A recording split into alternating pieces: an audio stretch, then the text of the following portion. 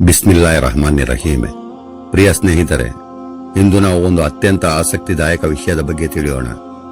ಅಬ್ರಾಹಮಿಕ್ ಧರ್ಮಗಳಾದ ಯಹೂದಿ, Christian ಮತ್ತು ಇಸ್ಲಾಂ ಧರ್ಮದ ಪ್ರಕಾರ ಸುನ್ನತಿ ಮಾಡುವುದು ಕಡ್ಡಾಯವಾಗಿತ್ತು. ಆದರೆ ಕ್ರಿಶ್ಚಿಯನ್ ಧರ್ಮದಲ್ಲಿ ಸುನ್ನತಿ ಮಾಡಿಸುವುದಿಲ್ಲ. ಸುನ್ನತಿ ಎಂದರೆ ಮುಂಜಿ ಅಥವಾ ಖತ್ನ. ಇದರ ಬಗ್ಗೆ ತಿಳಿಯೋಣ. ಅಸ್ಸಲಾಮು ಅಲೈಕುಂ ವರಹಮತುಲ್ಲಾಹಿ ವಬರಕಾತಹು. ಬೈಬಲ್ನಲ್ಲಿ ಈ ರೀತಿ ಉಲ್ಲೇಖವಿದೆ. ಅಬ್ರಾಹಮನು 99 ವರ್ಷದವನಾದಾಗ ಯೆಹೋವನು ಅವನಿಗೆ ದರ್ಶನ ಕೊಟ್ಟು, ನಾನು ಸರ್ವಶಕ್ತನಾದ ದೇವರು, ನಾನು ನಿನ್ನ ಸಂಗಡ ಒಡಂಬಡಿಕೆ ಮಾಡಿಕೊಳ್ಳುತ್ತೇನೆ, ಅತ್ಯಧಿಕವಾದ ಸಂತತಿಯನ್ನು ಕೊಡುವೆನು ಅಂದನು. ನೀನು ಅನೇಕ ಜನಾಂಗಗಳಿಗೆ ಮೂಲ ಪುರುಷನಾಗುವಿ. ನಿನ್ನನ್ನು ಅನೇಕ ಜನಾಂಗಗಳಿಗೆ ಮೂಲ ಪಿತೃವಾಗಿ ನೇಮಿಸಿರುವುದರಿಂದ ನಿನಗೆ ಅಬ್ರಹಾಮನೆಂದು ಹೆಸರಿರುವುದು. ಇದಲ್ಲದೆ ದೇವರು ಅಬ್ರಹಾಮನಿಗೆ, ನೀನಂತೂ ನನ್ನ ಒಡಂಬಡಿಕೆಯನ್ನು ಕೈಗೊಂಡು ನಡೆಯಬೇಕು.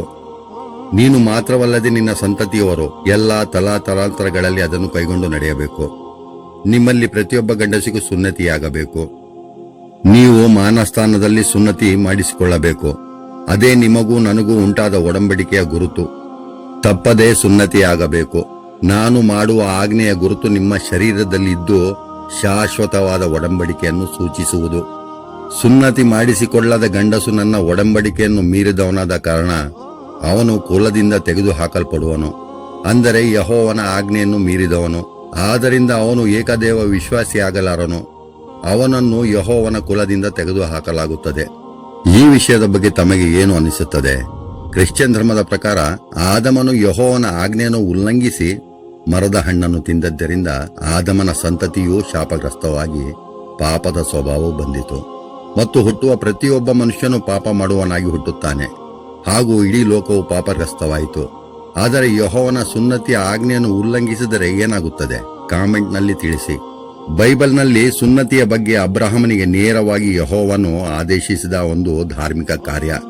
ಆದರೆ ಕ್ರಿಶ್ಚಿಯನ್ ಧರ್ಮವು ಸುನ್ನತಿಯನ್ನು ಯಾಕೆ ಮಾಡಿಸುವುದಿಲ್ಲ? ಕ್ರಿಶ್ಚಿಯನ್ ಧರ್ಮದ ಪ್ರಕಾರ, ಅಂದರೆ ಯೇಸು ಕ್ರಿಸ್ತನ ನಂತರ ಒಂದು ಹೊಸ ಒಡಂಬಡಿಕೆ ಸ್ಥಾಪನೆಯಾಯಿತು. ಈ ಹೊಸ ಒಡಂಬಡಿಕೆಯಲ್ಲಿ ನಂಬಿಕೆ, ಹೃದಯದ ಶುದ್ಧತೆಯೇ ಹೃದಯದ ಸುನ್ನತಿ ಎಂದು ಅಪೋಸ್ತಲನಾದ ಪೌಲನು ಹೇಳಿದನು. ಅಪೋಸ್ತಲ ಪೌಲನ ಬಗ್ಗೆ ಒಂದು ಕಿರು ಪರಿಚಯ. ಪೌಲನ ಮೂಲ ಹೆಸರು ಸೌಲ ಎಂದು. ಇವನು ರೋಮನ್ ಪ್ರಜೆಯಾಗಿದ್ದ. ಯಹೂದಿ ಧರ್ಮವನ್ನು ಹಾಗೂ ಯಹೂದಿ ಧರ್ಮಶಾಸ್ತ್ರದಲ್ಲಿ ಪ್ರವೀಣನಾಗಿದ್ದವನು. ಇವನು ಪರಿಸಾಯ ಪಂಥಕ್ಕೆ ಸೇರಿದವನು. ಕ್ರಿಶ್ಚಿಯನ್ ಧರ್ಮ ಆರಂಭವಾದಾಗ ಸೌಲನು ಯೇಸುವಿನ ಅನುಯಾಯಿಗಳಿಗೆ ಹಿಂಸಿಸುತ್ತಿದ್ದನು ಮತ್ತು ಅವರನ್ನು ಬಂಧಿಸುತ್ತಿದ್ದನು ಹಾಗೂ ಕ್ರಿಶ್ಚಿಯನ್ ಧರ್ಮ ಬೋಧಕರ ವಿರೋಧಿಯಾಗಿದ್ದನು. ಮೊದಲು ಹುತಾತ್ಮನಾದ ಸ್ಟೇಫನನ ಕೊಲೆಯಲ್ಲಿ ಭಾಗಿಯಾದವನು. ಒಂದು ದಿನ ಸೌಲನು ಕ್ರೈಸ್ತರನ್ನು ಹಿಡಿದು ತರಲು ದಮಾಸ್ಕಸ್ ನಗರಕ್ಕೆ ಪ್ರಯಾಣಿಸುತ್ತಿದ್ದಾಗ ಆತನಿಗೆ ಆಕಾಶದಿಂದ ಪ್ರಕಾಶಮಾನವಾದ ಬೆಳಕು ಕಾಣಿಸಿತು ಮತ್ತು ಅವನು ಹೇಳುವ ಪ್ರಕಾರ ಯೇಸು ಕ್ರಿಸ್ತನು ಅವನೊಂದಿಗೆ ಮಾತನಾಡಿದನು. ನೀನು ನನ್ನ ಅನುಯಾಯಿಗಳಿಗೆ ಏಕೆ ಹಿಂಸಿಸುತ್ತಿದ್ದೀಯಾ? ಈ ಘಟನೆಯ ನಂತರ ಸೌಲನು ತನ್ನ ಜೀವನವನ್ನು ಸಂಪೂರ್ಣವಾಗಿ ಬದಲಾಯಿಸಿಕೊಂಡನು ಮತ್ತು ಯೇಸು ಕ್ರಿಸ್ತನಿಂದಲೇ ನೇರವಾಗಿ ಕ್ರೈಸ್ತ ಧರ್ಮವನ್ನು ಸಾರಲು ಆಯ್ಕೆಯಾದ ಅಪೋಸ್ತಲ ಎಂದು ಹೇಳಿದನು. ಇಲ್ಲಿ ಇನ್ನೊಂದು ವಿಷಯ, ಅದೇನೆಂದರೆ ಇವನು ಯೇಸು ಕ್ರಿಸ್ತನ 12 ಮೂಲ ಶಿಷ್ಯರು ಯೇಸು ಕ್ರಿಸ್ತನೊಂದಿಗೆ 3.5 ವರ್ಷಗಳ ಕಾಲ ಸಂಚರಿಸಿ ಯೇಸು ಕ್ರಿಸ್ತನ ಬೋಧನೆಯನ್ನು ನೇರವಾಗಿ ಕೇಳಿದ್ದರು. ಈ ಪೌಲನು ಆ 12 ಮೂಲ ಶಿಷ್ಯರುಗಳಲ್ಲಿ ಇರಲಿಲ್ಲ. ಈ ಪೌಲನು ಆ ಸಮಯದಲ್ಲಿ ಯೇಸು ಕ್ರಿಸ್ತನನ್ನು ಅನುಸರಿಸಲಿಲ್ಲ. ಇವನು ಸೌಲನಿಂದ ಅಪೋಸ್ತಲನಾದ ನಂತರ ತನ್ನ ಹೆಸರನ್ನು ಪೌಲ ಎಂದು ಬದಲಾಯಿಸಿಕೊಂಡನು. ಪೌಲನು ಯಹೂದಿಗಳಲ್ಲದವರಿಗೆ ಸುವಾರ್ತೆ ಸಾರಲು ತನ್ನ ಜೀವನವನ್ನು ಮೀಸಲಿಟ್ಟನು. ಅಪೋಸ್ತಲನಾದ ಪೌಲನು ಯಹೂದಿಗಳಲ್ಲದವರು ಕ್ರೈಸ್ತರಾಗಲು ಸುನ್ನತಿ ಅಥವಾ ಮುಷೆಯ ನಿಯಮಗಳನ್ನು ಪಾಲಿಸುವ ಅಗತ್ಯವಿಲ್ಲ ಎಂದು ಸ್ಪಷ್ಟವಾಗಿ ಬೋಧಿಸಿದನು. ಈ ಬೋಧನೆಯು ಕ್ರಿಶ್ಚಿಯನ್ ಧರ್ಮವು ಯಹೂದಿ ಧರ್ಮದಿಂದ ಪ್ರತ್ಯೇಕಗೊಂಡು ಜಾಗತಿಕ ಧರ್ಮವಾಯಿತು. ಪೌಲನ ಬರಹಗಳು ಕ್ರೈಸ್ತ ಧರ್ಮದ ಮೂಲಭೂತ ಸಿದ್ಧಾಂತಗಳಾಗಿವೆ. ಇವು ಬೈಬಲ್ನ ಹೊಸ ಒಡಂಬಡಿಕೆಯ ಸುಮಾರು 27 ಪುಸ್ತಕಗಳಲ್ಲಿ 13 ಪತ್ರಿಕೆಗಳನ್ನು ಪೌಲನು ಬರೆದಿದ್ದಾನೆ. ಅದರಲ್ಲಿ ರೋಮನರಿಗೆ, ಕೋರಿಂತದವರಿಗೆ, ಗಲಾತ್ಯದವರಿಗೆ, ಎಸೇಫಿಯರವರಿಗೆ ಈ ಪತ್ರಿಕೆಗಳನ್ನು ದೇವತಾಶಾಸ್ತ್ರ ಎನ್ನುತ್ತಾರೆ. ಮೋಕ್ಷ ಅಥವಾ ರಕ್ಷಣೆಯು ಮಾನವನ ಕ್ರಿಯೆಗಳಿಂದಲ್ಲ, ಬದಲಿಗೆ ಯೇಸು ಕ್ರಿಸ್ತನ ಮೇಲೆ ನಂಬಿಕೆ ಇಡುವುದರಿಂದ ಎಂದು ಬೋಧಿಸಿದನು. ಕ್ರಿಶ್ಚಿಯನರು ಯೇಸು ಕ್ರಿಸ್ತನ ಮೂಲಕ ದೇವರು ಮನುಷ್ಯರೊಂದಿಗೆ ಹೊಸ ಒಡಂಬಡಿಕೆ ಮಾಡಿದ್ದಾನೆ ಎಂದು ನಂಬುತ್ತಾರೆ. ಈ ಹೊಸ ಒಡಂಬಡಿಕೆಯಲ್ಲಿ ಸುನ್ನತಿಯಂತಹ ಬಾಹ್ಯ ಆಚರಣೆಗಿಂತ ಯೇಸು ಕ್ರಿಸ್ತನ ಮೇಲಿನ ನಂಬಿಕೆ ಮುಖ್ಯ ಎಂದು ನಂಬುತ್ತಾರೆ. ಅಪೊಸ್ತಲನಾದ ಪೌಲನು ಕ್ರಿಶ್ಚಿಯನರಿಗೆ ಸುನ್ನತಿ ಅಗತ್ಯವಿಲ್ಲ ಎಂದು ಸ್ಪಷ್ಟವಾಗಿ ಬೋಧಿಸುತ್ತಾನೆ. ಕ್ರಿಶ್ಚಿಯನ್ ಧರ್ಮವು ಯಹೂದಿಗಳಲ್ಲದವರಿಗೆ ಸುನ್ನತಿಯ ನಿಯಮವನ್ನು ತೆಗೆದುಹಾಕಲಾಯಿತು. ಇದರಿಂದಾಗಿ ಜಗತ್ತಿನ ಎಲ್ಲಾ ಜನಾಂಗದವರು ಸುಲಭವಾಗಿ ಕ್ರಿಶ್ಚಿಯನ್ ಧರ್ಮವನ್ನು ಸ್ವೀಕರಿಸಲು ಸಾಧ್ಯವಾಯಿತು. ಆದರೆ ಯೇಸು ಕ್ರಿಸ್ತನು ನೇರವಾಗಿ ಸುನ್ನತಿ ಮಾಡಬೇಡಿ ಎಂದು ಹೇಳಲಿಲ್ಲ. ಬೈಬಲ್ ಪ್ರಕಾರ ವಾಸ್ತವವಾಗಿ ಯೇಸು ಕ್ರಿಸ್ತನು ತಾನೇ ಸುನ್ನತಿ ಮಾಡಿಸಿಕೊಂಡಿದ್ದರು. ಯೇಸು ಕ್ರಿಸ್ತನು ಧರ್ಮಶಾಸ್ತ್ರ ಮತ್ತು ಪ್ರವಾದಿಗಳ ಬೋಧನೆಯನ್ನು ಬದಲಾಯಿಸಲು ಅಥವಾ ನಾಶ ಮಾಡಲು ನಾನು ಬಂದಿಲ್ಲ ಎಂದು ಹೇಳಿದರು. ಬೈಬಲ್ನ ಹೊಸ ಒಡಂಬಡಿಕೆಯಲ್ಲಿ ಈ ರೀತಿ ದಾಖಲಾಗಿದೆ: ಧರ್ಮಶಾಸ್ತ್ರಗಳನ್ನಾಗಲಿ ಪ್ರವಾದಿಗಳ ವಚನಗಳನ್ನಾಗಲಿ ನಿಷೇಧ ಮಾಡಲು ಬಂದಿದ್ದೇನೆ ಎಂದು ನೀವು ನೆನೆಸಬೇಡಿರಿ. ನಾನು ನಿಷೇಧಿಸಲು ಬಂದಿಲ್ಲ, ಇದನ್ನು ನೆರವೇರಿಸಲು ಬಂದಿದ್ದೇನೆ. ಯೇಸು ಕ್ರಿಸ್ತನು ಈ ಹಳೆಯ ಒಡಂಬಡಿಕೆಗಳನ್ನು ನಿಷೇಧಿಸಲು ಅಥವಾ ಅನೂರ್ಜಿತಗೊಳಿಸಲು ಬಂದಿಲ್ಲ ಎಂದು ಸ್ಪಷ್ಟಪಡಿಸಿದನು. ಆದರೆ ಸುನ್ನತಿಯ ಬಗ್ಗೆ ನೇರವಾಗಿ ಯೇಸು ಕ್ರಿಸ್ತನು ನಾನು ಹಳೆಯ ಒಡಂಬಡಿಕೆಯನ್ನು ತೆಗೆದುಹಾಕಲು ಅಥವಾ ನಿಷೇಧಿಸಲು ಬಂದಿಲ್ಲ, ಬದಲಿಗೆ ಈ ಒಡಂಬಡಿಕೆಗಳನ್ನು ನೆರವೇರಿಸಲು ಬಂದಿದ್ದೇನೆ ಎಂದು ಹೇಳಿದರು. ಯೇಸು ಕ್ರಿಸ್ತನ ನಂತರ ಅವನ ಅನುಯಾಯಿಗಳು ಕ್ರಿಶ್ಚಿಯನ್ ಧರ್ಮವನ್ನು ಯಹೂದಿಗಳಲ್ಲದವರಿಗೆ ಹರಡಲು ಪ್ರಾರಂಭಿಸಿದಾಗ ಸುನ್ನತಿಯ ಪ್ರಶ್ನೆ ಮುಖ್ಯವಾಯಿತು. ಈ ಸಮಯದಲ್ಲಿ ಅಪೊಸ್ತಲರು ಸುನ್ನತಿಯ ಅಗತ್ಯವಿಲ್ಲ ಎಂದು ಕ್ರಿಸ್ತಶಕ 50ರಲ್ಲಿ ಯಹೂದಿಗಳಲ್ಲದವರು ಕ್ರೈಸ್ತರಾಗಲು ಸುನ್ನತಿ ಕಡ್ಡಾಯವಲ್ಲ ಎಂದು ಸ್ಪಷ್ಟಪಡಿಸಿದರು. ಸುನ್ನತಿ ಅಗತ್ಯವಿಲ್ಲ ಎಂದು ತೀರ್ಮಾನಿಸಿದರು. ಈ ಸಭೆಯಲ್ಲಿ ತೀರ್ಮಾನ ತೆಗೆದುಕೊಂಡಾಗ ಅವರು ಈ ರೀತಿ ಹೇಳಿದರು: ಪವಿತ್ರಾತ್ಮನಿಗೂ ನಮಗೂ ಇದು ಸೂಕ್ತವೆಂದು ತೋರುತ್ತದೆ. ಈ ರೀತಿ ಅಪೊಸ್ತಲನಾದ ಪೌಲನು ಸುನ್ನತಿಯಾಗಲಿ ಸುನ್ನತಿ ಇಲ್ಲದಿರುವುದಾಗಲಿ ಮುಖ್ಯವಲ್ಲ, ಸುನ್ನತಿ ಮಾಡಿದರೂ ಮಾಡದಿದ್ದರೂ ಪಾಪ ಪುಣ್ಯಕ್ಕೆ ಸಂಬಂಧವಿಲ್ಲ ಎಂದು ಹೇಳುತ್ತಾನೆ. ಈ ರೀತಿಯಾಗಿ ಕ್ರಿಶ್ಚಿಯನ್ಗಳಿಗೆ ದೇಹದ ಸುನ್ನತಿ ಕಡ್ಡಾಯವಲ್ಲ ಎಂದು ನಂಬುತ್ತಾರೆ. ಆದ್ದರಿಂದ ಕ್ರೈಸ್ತ ಧರ್ಮದಲ್ಲಿ ದೇಹದ ಸುನ್ನತಿಯನ್ನು ಕಡ್ಡಾಯವನ್ನಾಗಿ ಮಾಡಲಿಲ್ಲ. ಅವರಿಗೆ ಮುಖ್ಯವಾದದ್ದು ಹೃದಯದ ಸುನ್ನತಿ. ಯೇಸು ಕ್ರಿಸ್ತನಲ್ಲಿ ನಂಬಿಕೆಯೇ ಮುಖ್ಯ ಎಂದು ಸಾರಿದರು. ಆದ್ದರಿಂದ ಕ್ರಿಶ್ಚಿಯನ್ ಧರ್ಮದವರು ಸುನ್ನತಿ ಮಾಡಿಸುವುದಿಲ್ಲ.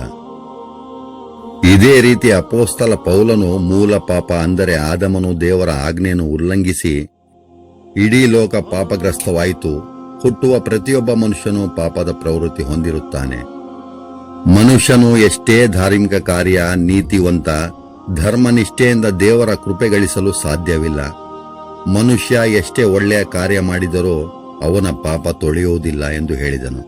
ಇದನ್ನು ಪೌಲನು ಯೇಸು ಕ್ರಿಸ್ತನ ಮರಣ ಮತ್ತು ಪುನರುತ್ಥಾನದ ಮಹತ್ವವನ್ನು ವಿವರಿಸಲು ಅಪೊಸ್ತಲ ಪೌಲನು ಮೂಲ ಪಾಪದ ಪರಿಕಲ್ಪನೆಯನ್ನು ಆದಮನೊಂದಿಗೆ ಜೋಡಿಸಿದನು. ರೋಮನಿಗೆ ಬರೆದ ಪತ್ರಿಕೆಯಲ್ಲಿ ಪೌಲನು ಆದಮನು ಒಬ್ಬ ಮನುಷ್ಯ ಎಂದು ಪರಿಚಯಿಸಿ ಆತನ ಮೂಲಕ ಪಾಪ ಮತ್ತು ಮರಣವು ಇಡೀ ಲೋಕಕ್ಕೆ ಬಂದಿತು ಎಂದು ವಿವರಿಸಿದನು. ಆದರೆ ಯೇಸು ಕ್ರಿಸ್ತನು ಪಾಪದ ಪರಿಣಾಮಗಳ ಬಗ್ಗೆ ಮಾತನಾಡಿದನು. ಆದರೆ ಮೂಲ ಪಾಪದ ಬಗ್ಗೆ ಆದಮ ಕಾರಣ ಎಂದು ನೇರವಾಗಿ ಎಂದೂ ಮಾತನಾಡಲಿಲ್ಲ. ಯೇಸು ಕ್ರಿಸ್ತನು ಮನುಷ್ಯರಿಗೆ ಪಾಪ ಮಾಡದಂತೆ ತಡೆಯಲು ಮತ್ತು ಧಾರ್ಮಿಕ ಕಾರ್ಯ, ಒಳ್ಳೆಯ ಕಾರ್ಯಗಳ ಬಗ್ಗೆ ತಿಳಿಸಲು ಬಂದಿದ್ದನು. ಯೇಸು ಕ್ರಿಸ್ತನು ಈ ರೀತಿ ಹೇಳಿದನು: ನಿನ್ನ ದೇವರಾದ ಕರ್ತನನ್ನು ನಿನ್ನ ಪೂರ್ಣ ಹೃದಯದಿಂದಲೂ ಪೂರ್ಣ ಆತ್ಮದಿಂದಲೂ ಮತ್ತು ಪೂರ್ಣ ಮನಸ್ಸಿನಿಂದಲೂ ಪ್ರೀತಿಸಬೇಕು. ಇದರ ಅರ್ಥ ದೇವರ ಆಜ್ಞೆಯನ್ನು, ಒಡಂಬಡಿಕೆಯನ್ನು ನೆರವೇರಿಸುವುದು. ಇದು ಮನುಷ್ಯರು ದೇವರಿಗೆ ಸಲ್ಲಿಸಬೇಕಾದ ಸಂಪೂರ್ಣ ಭಕ್ತಿ, ವಿಧೇಯತೆ ಮತ್ತು ಸಂಪರ್ಕವನ್ನು ಒತ್ತಿ ಹೇಳುತ್ತದೆ. ಎಲ್ಲಾ ಪ್ರವಾದಿಗಳು, ಸಂದೇಶವಾಹಕರು ಮನುಷ್ಯರನ್ನು ದೇವರ ಕಡೆಗೆ ತಿರುಗಲು, ಆತನನ್ನು ಆರಾಧಿಸಲು ಮತ್ತು ಆತನಿಗೆ ಮಾತ್ರ ವಿಧೇಯರಾಗಲು ಕರೆ ನೀಡಿದರು. ಆದರೆ ಮೂಲ ಪಾಪದ ಸಿದ್ಧಾಂತ ಯೇಸು ಕ್ರಿಸ್ತನು ಎಂದೂ ಹೇಳಲಿಲ್ಲ. ಅಪೊಸ್ತಲ ಪೌಲನು ಮೂಲ ಪಾಪ ಎಂದು ಹೇಳಿದನು. ಇದೇ ರೀತಿ ಸುನ್ನತಿ ಅಗತ್ಯವಿಲ್ಲ ಎಂದು ತಡೆದನು. ಆದ್ದರಿಂದ ಇಂದು ಕ್ರಿಶ್ಚಿಯನ್ ಧರ್ಮದವರು ಸುನ್ನತಿಯನ್ನು ಮಾಡಿಸುವುದಿಲ್ಲ. ಈಗ ಯಹೂದಿ ಧರ್ಮದಲ್ಲಿ ಏನಿದೆ ಎಂದು ನೋಡೋಣ. ಯಹೂದಿ ಧರ್ಮದಲ್ಲಿ ಸುನ್ನತಿ ಎನ್ನುವುದು ಕೇವಲ ಒಂದು ಶಾರೀರಿಕ ಕರ್ಮವಲ್ಲ, ಇದು ಅವರ ಧರ್ಮದ ಹೃದಯದಂತೆ. ಇದನ್ನು ಬ್ರೀಡ್ ಮಿಲ್ಲಾ ಎಂದು ಕರೆಯಲ್ಪಡುವ ಒಂದು ಶುಭ ಕಾರ್ಯ. ಯಹೂದಿಗಳ ದೃಷ್ಟಿಯಲ್ಲಿ ಸುನ್ನತಿ ಎಂದರೆ ಅವನು ಈಗ ದೇವರ ಒಡಂಬಡಿಕೆಯೊಳಗಿನ ವ್ಯಕ್ತಿ, ಯಹೂದಿ ಸಮುದಾಯದ ಅಂಗ. ಯಹೂದಿ ಧರ್ಮದಲ್ಲಿ ಸುನ್ನತಿ ಮಾಡುವುದು ಕಡ್ಡಾಯ. ಪ್ರತಿ ಗಂಡು ಮಗುವಿಗೆ ಸುನ್ನತಿ ಮಾಡುತ್ತಾರೆ. ಅವರ ದೃಷ್ಟಿಯಲ್ಲಿ ಸುನ್ನತಿ ಎನ್ನುವುದು ದೇವರ ಆಜ್ಞೆ, ಅಬ್ರಹಾಮನ ಸಂಪ್ರದಾಯ, ಅವರ ಸಂಸ್ಕೃತಿ, ಧಾರ್ಮಿಕ ವಿಧಿ, ಅವರ ಸಮುದಾಯದ ಸದಸ್ಯತ್ವದ ಗುರುತು. ಇಸ್ಲಾಂ ಧರ್ಮದಲ್ಲಿ ನೋಡೋಣ. ಇಸ್ಲಾಂ ಧರ್ಮದಲ್ಲಿ ಸುನ್ನತಿ ಮಾಡುವುದು ಕಡ್ಡಾಯ. ಸೈಯದುನ ಇಬ್ರಾಹಿಂ ಅಲೈಹಿಸ್ಸಲಾಂ ರವರ ಪರಂಪರೆ ಮತ್ತು ನಬಿ ಸಲ್ಲಲ್ಲಾಹು ಅಲೈಹಿ ವಸಲ್ಲಂ ರವರ ಸುನ್ನ ಅಂದರೆ ಪದ್ಧತಿ. ಇದೊಂದು ಧಾರ್ಮಿಕ ಕಾರ್ಯ, ಅಲ್ಲಹನ ಆಜ್ಞೆ. ನಬಿ ಸಲ್ಲಲ್ಲಾಹು ಅಲೈಹಿ ವಸಲ್ಲಂ ರವರು ಹೇಳುತ್ತಾರೆ, ಫಿತ್ರತ್ನ 5 ವಿಷಯಗಳಲ್ಲಿ ಸುನ್ನತಿ ಕೂಡ ಒಂದು. ನಬಿ ಸಲ್ಲಲ್ಲಾಹು ಅಲೈಹಿ ವಸಲ್ಲಂ ರವರ ಆಜ್ಞೆಯನ್ನು ಪಾಲಿಸುವುದು.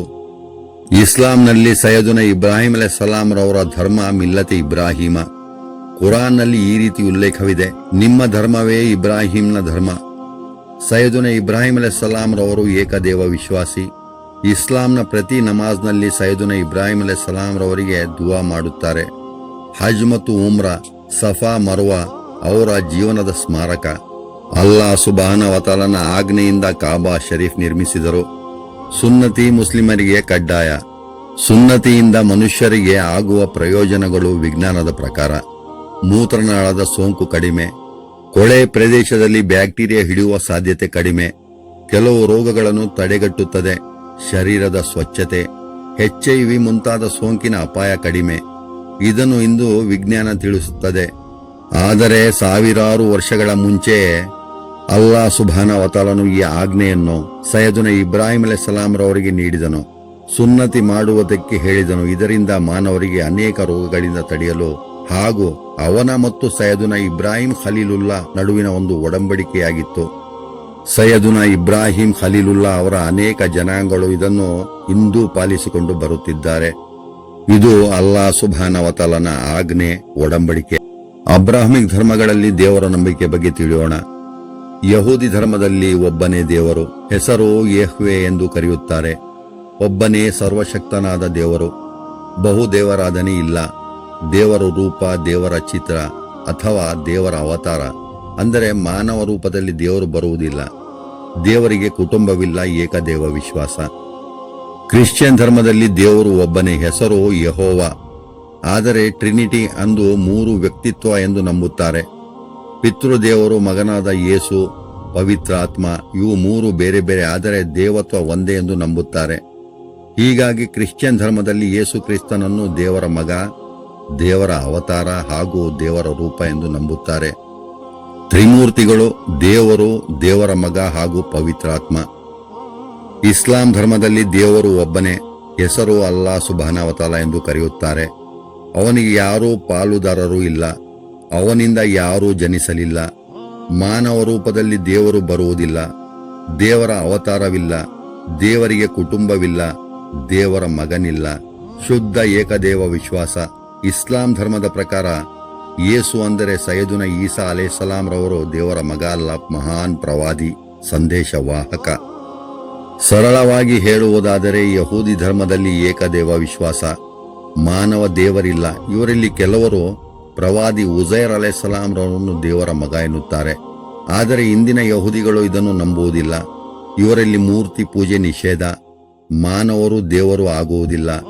ಇಸ್ಲಾಂ ಧರ್ಮದಲ್ಲಿ ಏಕದೇವ ವಿಶ್ವಾಸ, ಮಾನವ ದೇವರು ಇಲ್ಲ. ಯಾವುದೇ ಕಾರಣಕ್ಕೂ ಮಾನವರು ದೇವರ ಅವತಾರದಲ್ಲಿ ಬರುವುದಿಲ್ಲ. ಮೂರ್ತಿ ಪೂಜೆ ನಿಷೇಧ.